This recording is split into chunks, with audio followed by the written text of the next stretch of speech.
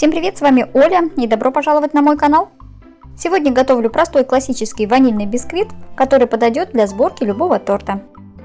Этот рецепт бисквита с разделением яиц, так что он подойдет для тех, у кого не очень мощный миксер.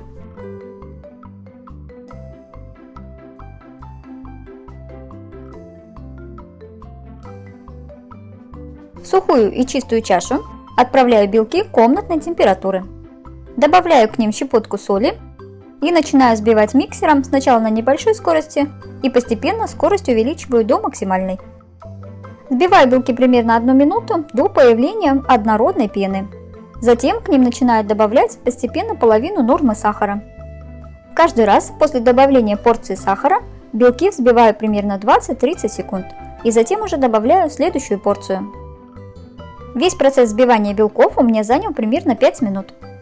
Белки взбиваю до устойчивых пик. Готовые белки отлично держат форму и при переворачивании чаши остаются на месте. Пока отставляю чашу с ними в сторону и займусь желтками. В отдельную чашу отправляю желтки, также комнатной температуры, добавляю к ним оставшуюся половину сахара и всыпаю также ванильный сахар. Все взбиваю миксером примерно 2-3 минуты на высокой скорости. За это время желтки увеличатся в объеме и побелеют.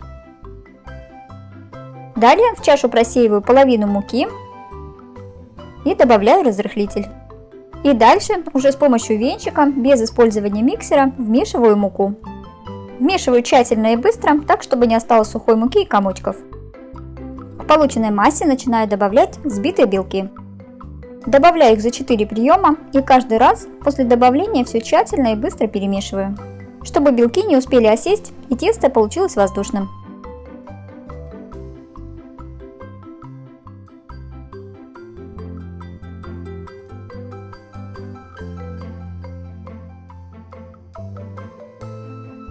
После добавления большей части белков тесто станет более жидким.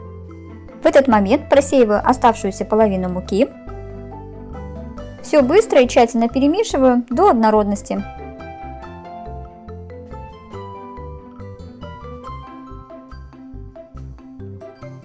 Последними в тесто всегда ввожу порцию белков.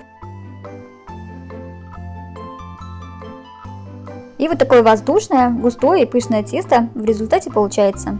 Оно стекает с венчика, но на поверхности оставляет видимый след. Готовое тесто переливаю в заранее подготовленную форму. Я использую разъемное кольцо диаметром 16 см. Дно формы сделала из фольги, бока ничем не смазываю. Тесто немного разравниваю лопаткой и убираю выпекаться в разогретую до 180 градусов духовку примерно на 30-35 минут. За это время бисквит хорошо поднимется и станет красивого золотистого цвета. Готовность бисквита проверяю деревянной палочкой.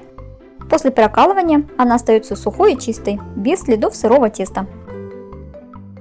Форму с бисквитом переставляю на решетку и оставляю остывать примерно на 30-40 минут. После чего снимаю фольгу и аккуратно с помощью ножа вырезаю бисквит из формы.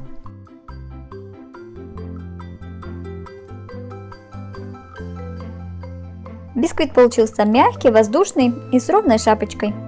Оставляю бисквит при комнатной температуре до полного остывания. Высота бисквита получилась 5,5 см.